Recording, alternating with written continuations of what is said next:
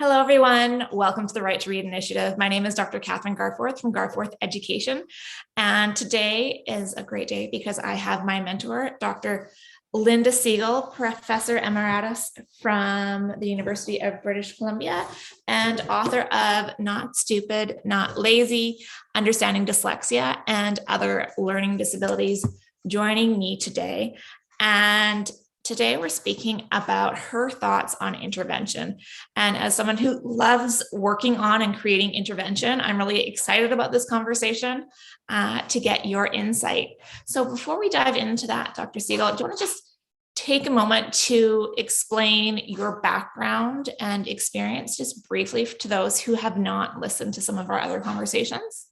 Good morning, everyone. I'm an educational psychologist, recently retired from the University of British Columbia, and I've been doing research on learning disabilities for a long time, and also on assessing children and also on intervention.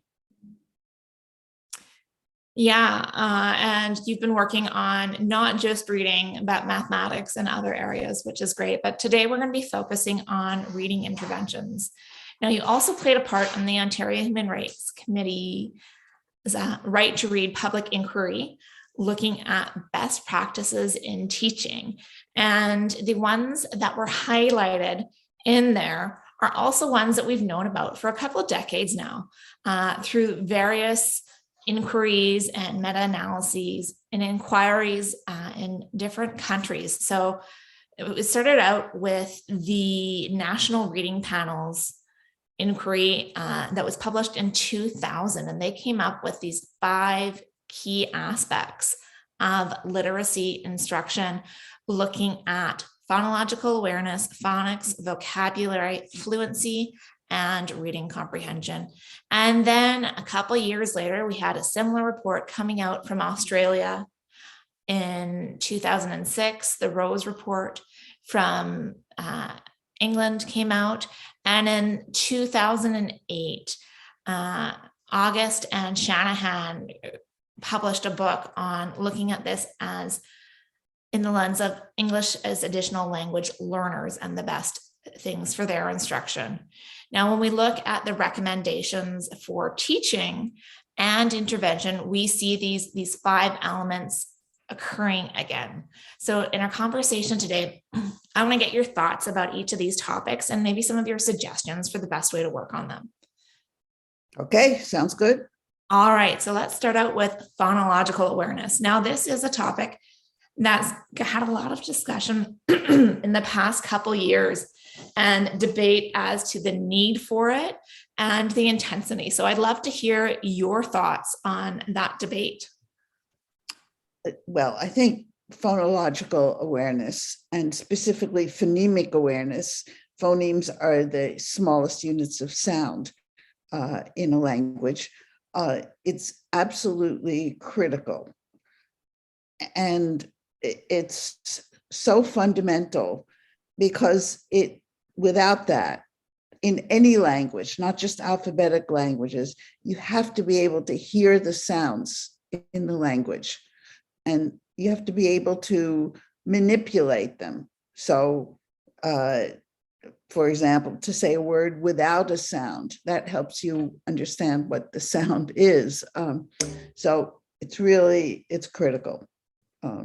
And the debate, a recent debate, is whether or not you should use letters or just work on sounds. Well, it isn't an either or. When you're first learning a language, whether it's English as a second language or English as a foreign language, you have to be able to hear the sounds in the language. When you're learning to associate print with sound, you have to be able to hear the sounds. So phonological awareness is developing the skills that you need to be able to hear the sounds in the language. Mm-hmm. Now, phonological awareness doesn't just include phonemes. There are other elements such as word awareness, syllable awareness, unset rhyme awareness when we're talking about the final vowel and any, or the vowel and any final consonants in the syllable, and also rhyme, looking at rhyming words like car and far. What role does that have in our instruction? Like, when should we be working on them? And do we need to have some of the earlier or higher skills such as word awareness before we can work on phonemic awareness? Well, certainly this is something that should be really started in kindergarten, and even in what we call junior kindergarten, if there is kindergarten at 4.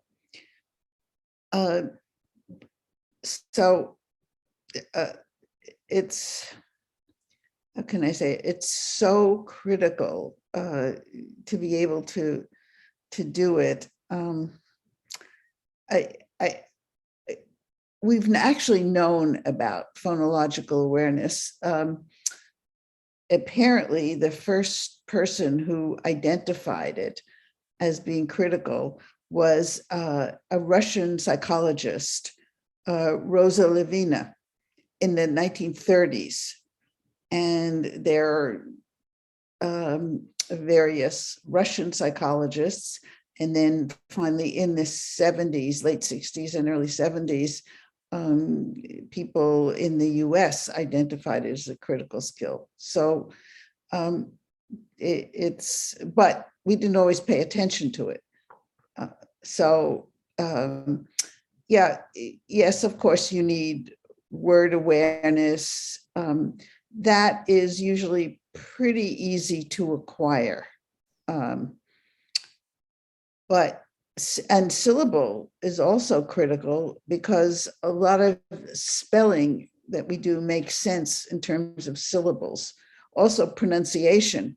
When you get to a long word, I recently had the experience with Turkish, and Turkish words are typically much longer than English words. And the only way that I could ever get to pronounce a Turkish word was to break it into syllables, because trying to pronounce all the letters was too difficult. So it's all of these skills are critical, but it isn't that you need to do it sequentially. They all, you can combine them all in having children repeat words or clap when they hear syllables or phonemes. So it's not an either or, it's all of them happening at the same time.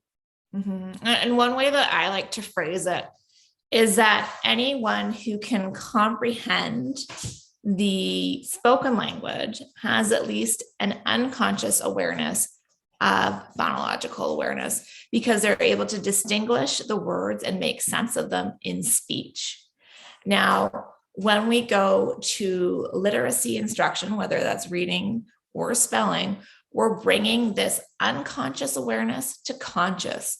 So for some students, that's fairly easy and they can figure it out, right away. But others, it's more difficult. And, understanding, they can tell you, if you say pan and pin, they know that there's a difference. One's something that you're going to be pinning things together with when you're sewing, and the pans when you're cooking, and they're not going to confuse those.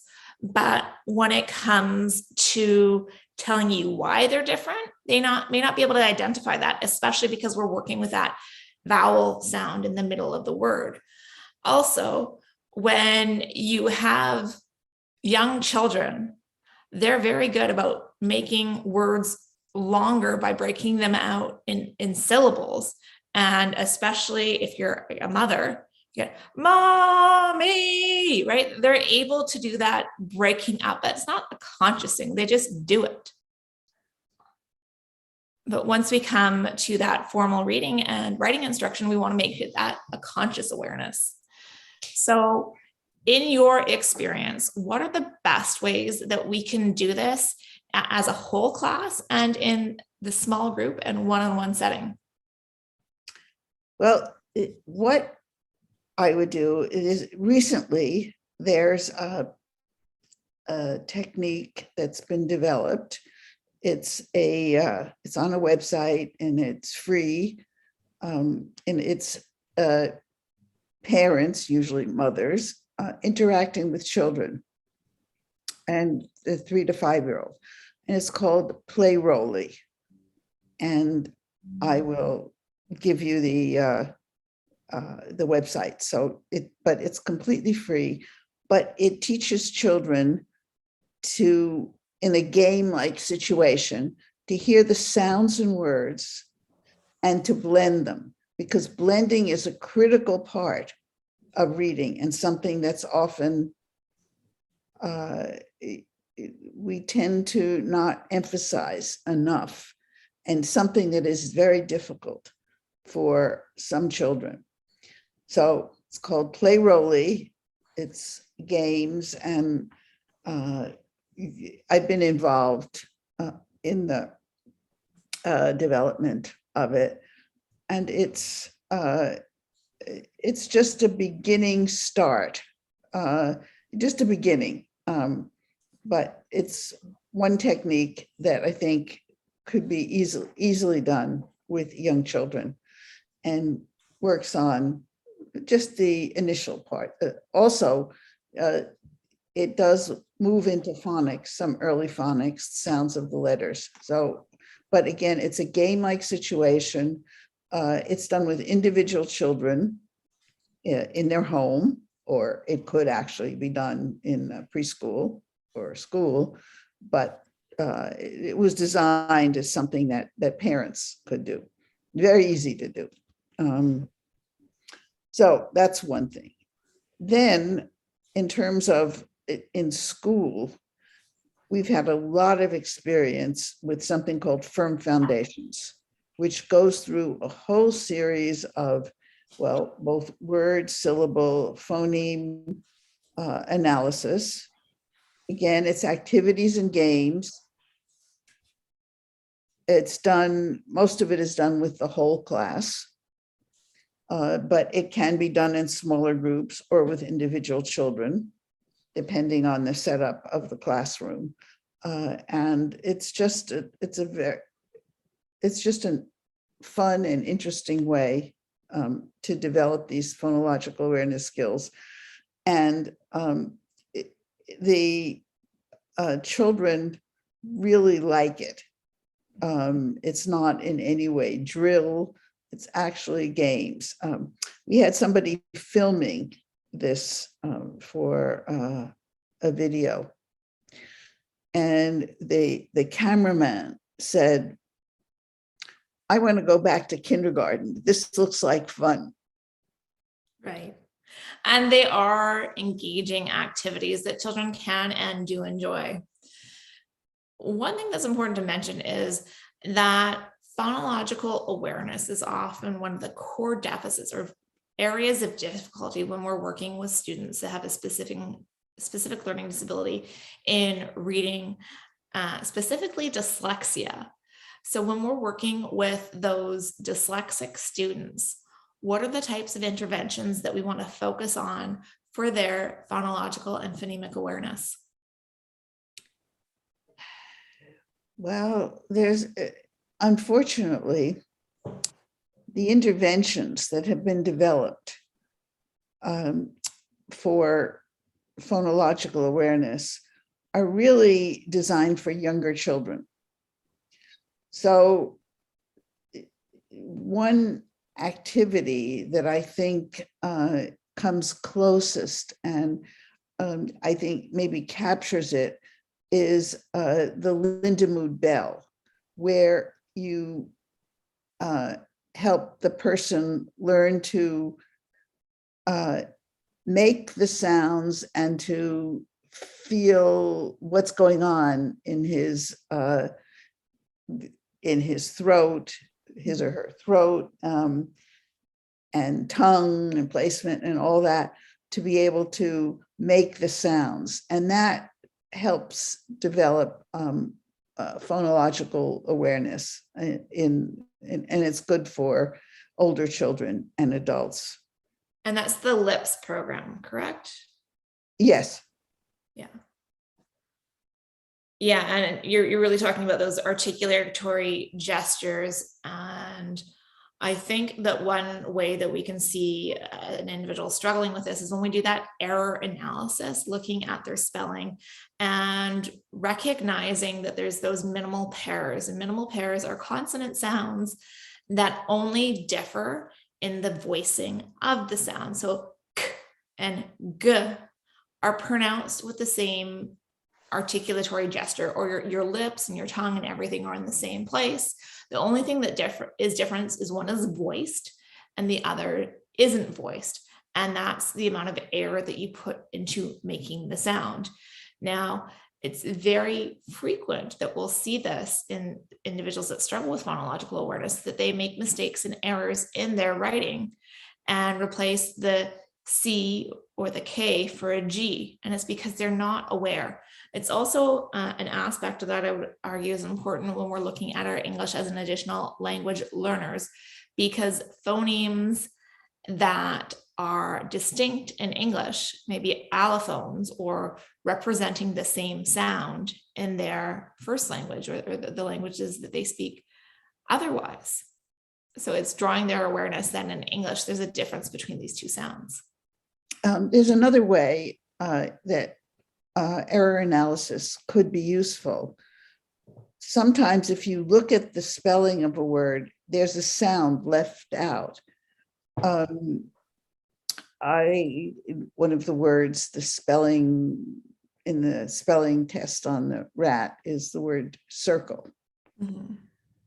And so I had one, actually this was a 15-year-old who spelled it Siecel. Mm-hmm. So he left out the R sound, mm-hmm. either because he didn't remember that the R sound was there or he didn't adequately hear it. But the point is that that was missing a sound. Mm-hmm. And so you have to look at the errors to see if that's happening. And again, have to work on hearing all the sounds in the word.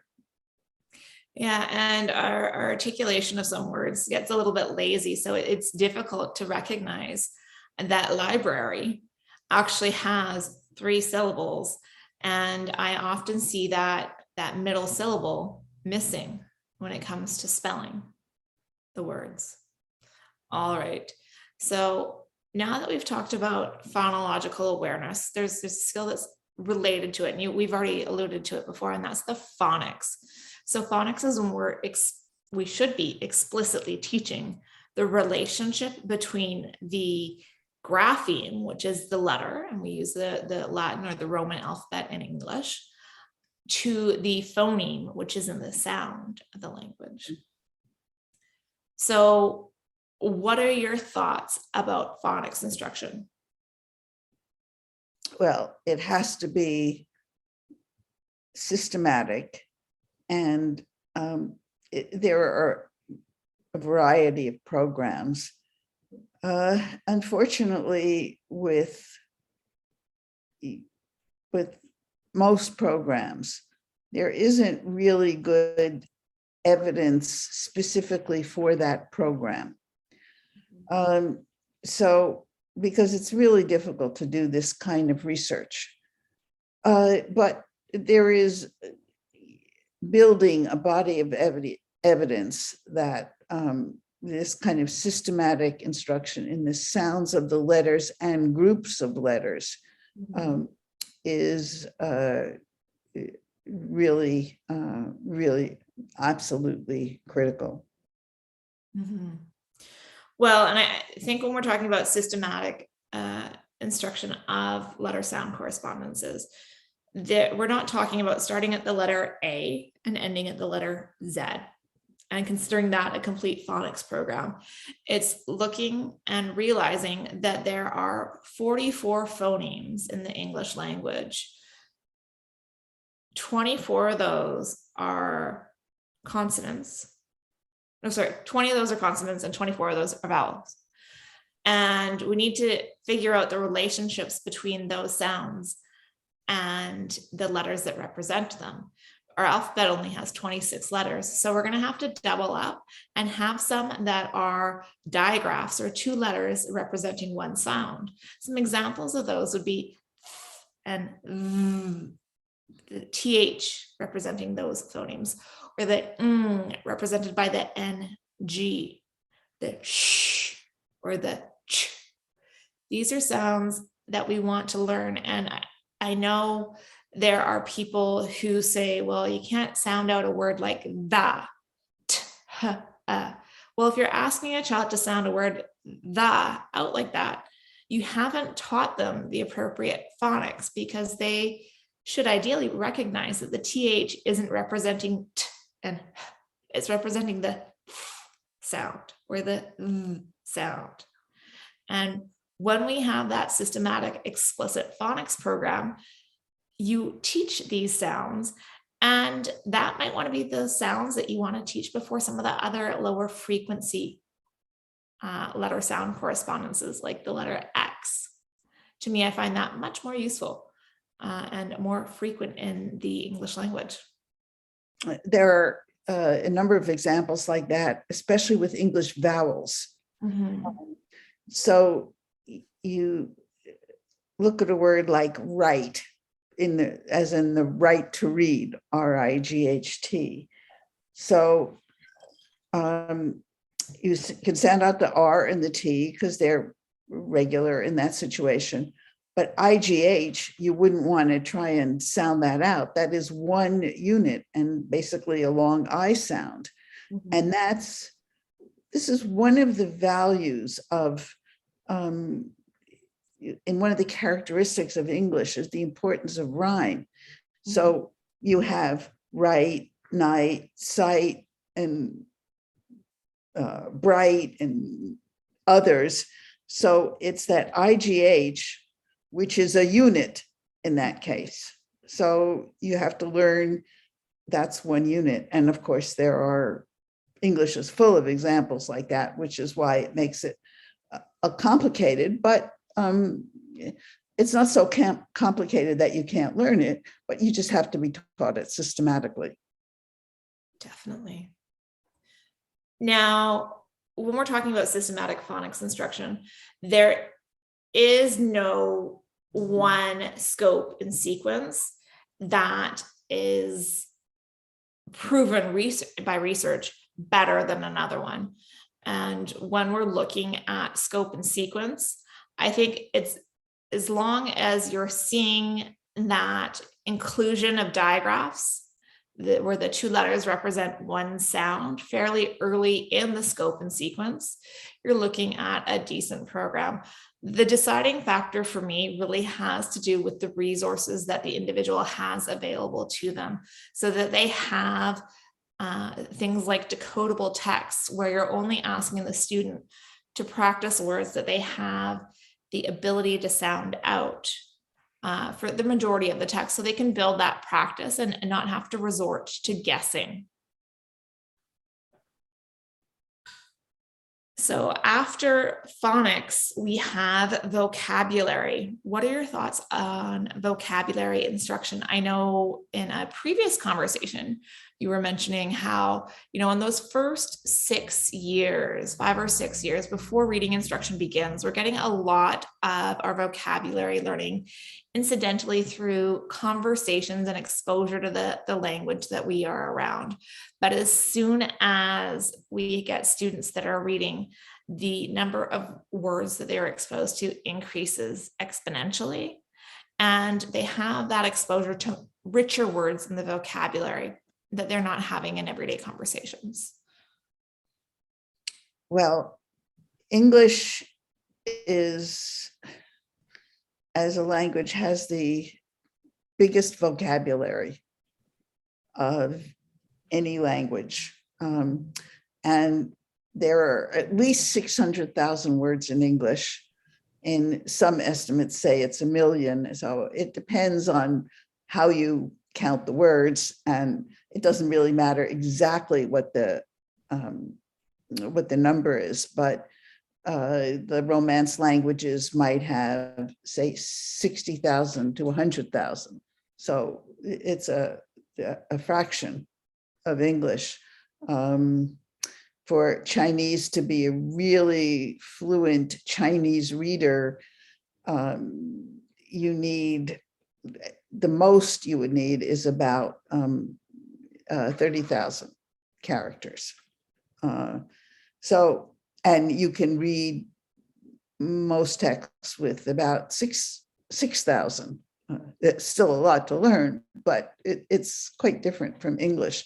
And English has this characteristic, as we know, where it borrows words from other languages. It's like an imperialist language, stealing these words from other languages and incorporating them. So it's a challenge. English vocabulary is a challenge. What we did when we had in North Vancouver, when we were doing Firm Foundations, which is the Phonological Awareness program, we had a lot of pictures, and there was a picture basis for it, which is a good way to start building vocabulary, particularly for English language learners. But obviously you have to go beyond that. It really is something that you have to be constantly aware of, exposing students to vocabulary, talking about words that are related to each other. And of course, not with the 6 and 7-year-olds, but once children get a bit older, they can learn which words come from French, which come from Spanish, which come from Arabic. And especially if you're in a multilingual classroom, it could be quite fascinating for the children to hear their own language and how it's been incorporated into English. So I think we have to sort of build this knowledge of the English language into our vocabulary instruction, and teach vocabulary. It's like a mystery, solving a mystery. Where did this word come from? First of all, what does it mean? What are some similar meanings to it? What are some opposite? Learning to distinguish between it. I saw once a very nice vocabulary lesson in North Vancouver. This was grade 2. And they had to describe all the different ways that you could walk across a room and then illustrate it. So you had, of course, walk, run, tiptoe, and one boy got on the floor and he was doing slither like a snake. So this, of course, helps children learn these words. And you could also build vocabulary with morphology, that is prefixes, root words, and suffixes. And all of that kind of morphology is very important for vocabulary. Definitely. And there's 2 aspects that I want to draw into some of those things that you mentioned. The first is talking about word origin, and that's formally referred to as etymology. When we talk about etymology and teaching students about etymology, it also can help them learn more about the spelling patterns and the phonics to the words, because when we adopt words into English from other languages, we typically keep their spelling from that language. And that's why our vowel system is so complicated, because of keeping that vowel system from other languages, and why we have rule breakers or things that wouldn't follow the English orthography, but because we've borrowed it from another language, we've kept that. The second thing that you were talking about is morphology. And I think morphology is great. I love morphology. And I feel like it's a bridge between phonics and vocabulary, because it helps a student with both aspects. It helps them understand the spelling of the word and when they're reading the word, as well as help them understand the meaning. And I feel it's important that when we look at morphological awareness instruction or working on the prefixes, suffixes, and roots, we're not just doing it with flashcards. We're actually helping the student understand the meaning of the base element or the root, and giving them practice using it in different elements and in different ways within the instruction. And I feel that morphological awareness can definitely help us expand our English language arts programs into the other academic programs, because when we look at that academic language, there is a very large component of the words that have morphologically based elements within them, especially in the sciences and mathematics and even, geography. We're looking at words that we're taking parts from other words to put them together to make a word. Now, after vocabulary comes fluency. And to me, fluency is more than just reading words in connected text, as fast as you can. And that's what I think some people feel reading fluency is. But we want kids to read with expression, and we want them to be able to understand what they're reading. But there's also that element of fluency that we need to get when it comes to knowing the alphabet, the letter sound correspondences, and printing those letters and sounds. What are your thoughts on fluency? Well, you summed it up very well. In the beginning, when I first encountered the concept, I was skeptical about the value of it, because I thought that if we encouraged children to read quickly, that they would make mistakes, that they would just try and be fast without being accurate. I've changed my mind on that. And I was especially concerned with young children. Would they understand that they were supposed to go fast, but not make mistakes? But I think about grade 2, about 7, they can understand that concept. I don't think I would measure fluency before that. But now we're beginning to see some intervention for fluency, but it's difficult, and I don't know how successful we are yet at it. A lot of the fluency involves just repeated reading the same thing over and over again. And that's fine, but when you get to new material, does it work? I don't know. We don't really have good literature on that. So, but we do need, I've become, over the years, being convinced how important fluency is, because you need to get things in memory before memory fades quickly. And so you need to get it in quickly, and especially, something like when you're reading, you have to be able to remember what you've read, and you have to read a sentence quickly enough to remember when you get to the end of the sentence, the beginning of the sentence. So it's obviously important, but I think we have a long way to go in figuring out what to do about it. Mm-hmm. Well, and one of the interventions, or the strategies to promote fluency is repeated readings. And, it's the one in the literature that stands out as one of the best practices for it.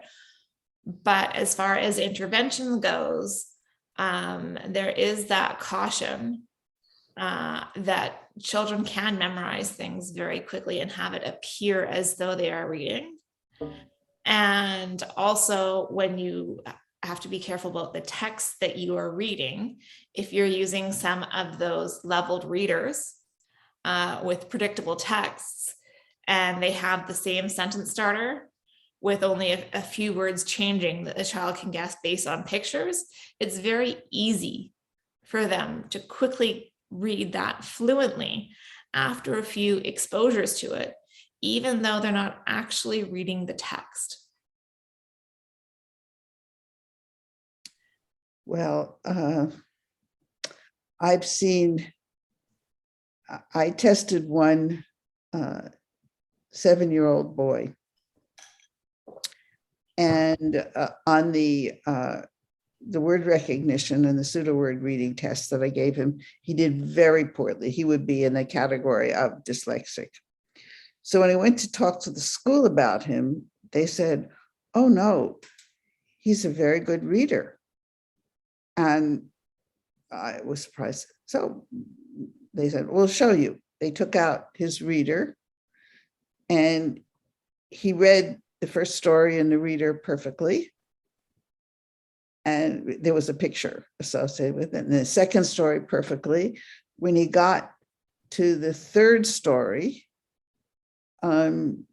he read the fourth story.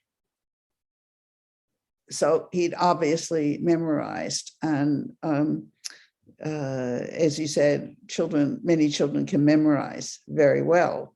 But so we have to be careful that they're really decoding and not just memorizing. Mm-hmm. And that's essential. Now, the final component is that comprehension. And the reason why it's definitely an important factor of reading, and it's really what the vast majority of people consider when they're talking about reading. They're really talking about, can someone read the text, understand what they're reading, and learn from it, right? So we need to make sure that they have the ability to understand what they're reading, but that depends on those other elements that we've just discussed. So it certainly does depend, at least in part, on decoding and vocabulary, and also understanding of the syntax of the language, because and also the way a passage is written, because if it's written with unclear reference, so this instead of saying what this is, or she, when it's not, there might be several females that have been discussed without identifying which one. So there's writing can be clear and less clear. So comprehension depends on many, many aspects. Mm-hmm. So what can we do to help improve comprehension? And what are your thoughts on using audiobooks as a method of accommodation for students who struggle with that word recognition component, but don't have the same issues with the language comprehension side of the equation? Well, I think that audiobooks, or hearing something or seeing a video about it, is a very good way for all of us to learn. You still have to learn the basic phonological awareness and phonics, but if reading is difficult or somebody has trouble reading, that I see no reason why they can't at least have some exposure, either audio or audio visual, to the material that may help them understand it. And I think it helps everybody. An example is before I read Harry Potter. I saw one of the movies because honestly, somebody told me about Harry Potter and I didn't think it would be very interesting. It wasn't something that interested me. And my husband dragged me to the first Harry Potter movie. And I fell in love with Harry Potter and then went and read all the books.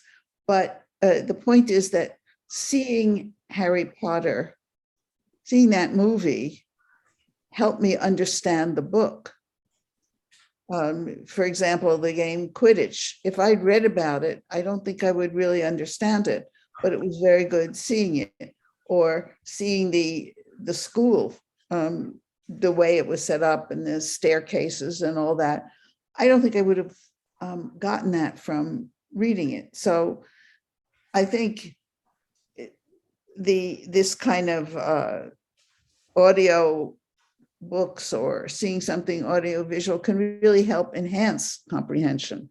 Now, you have to go beyond that in terms of still learning the basic skills, but it certainly can help. Great.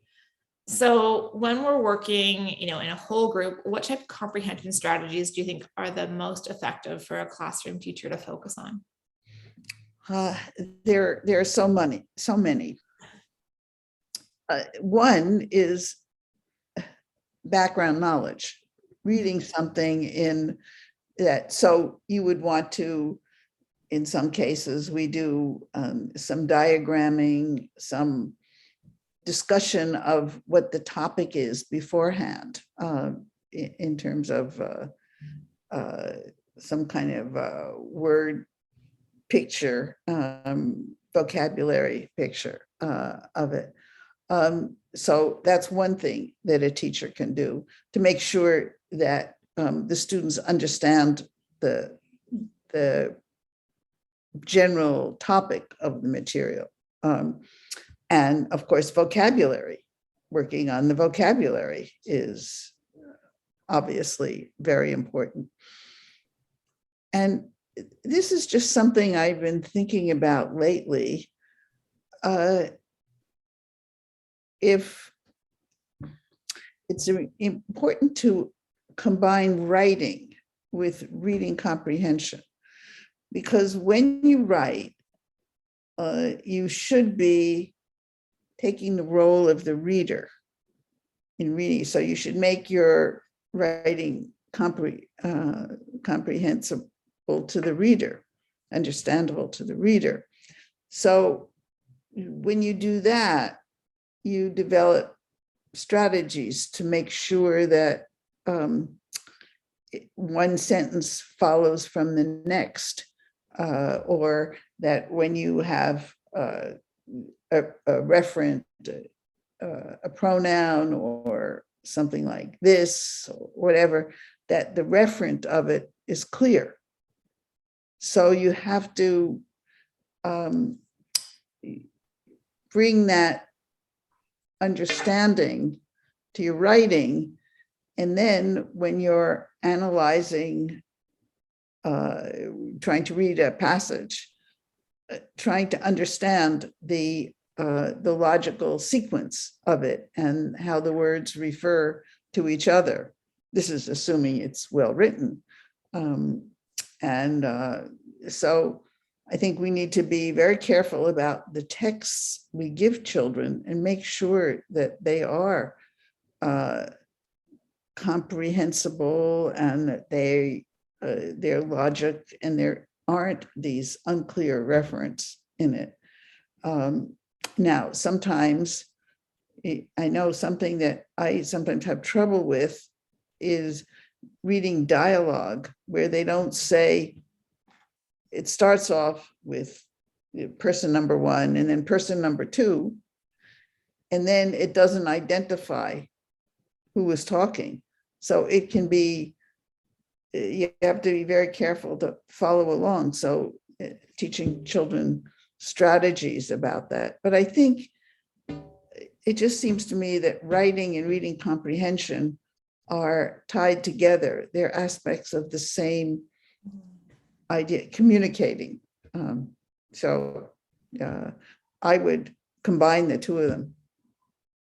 Yeah, well, and I think it's important that we give students the practice and model what it is to take notes and summarize, paraphrase, to help them have that deeper understanding of what they're reading. So they're not just taking a note and directly quoting. I know so many, I've looked through so many book reports or presentations or novel studies where you actually see direct quotes from the book, and instead of the student learning how to stop and think about it.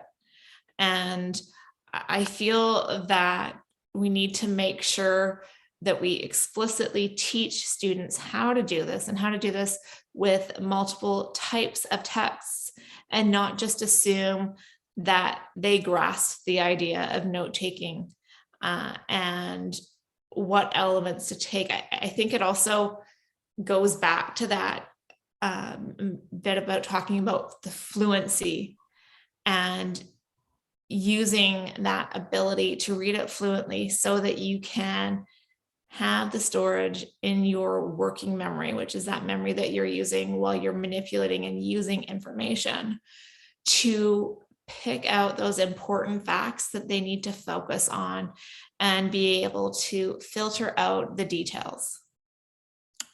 And I think, again, this is why writing helps. If you have to, you learn to write a topic sentence, an introductory sentence, which kind of sets the scene. So you learn to look for that when you're dealing with trying to comprehend text. Same thing, kind of a summary sentence at the end.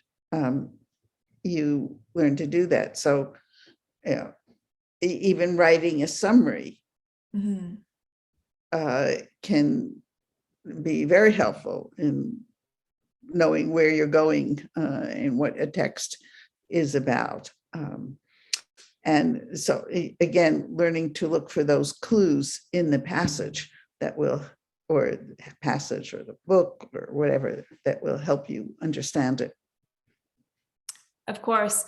And again, just going back to that, helping students understand the different types of texts.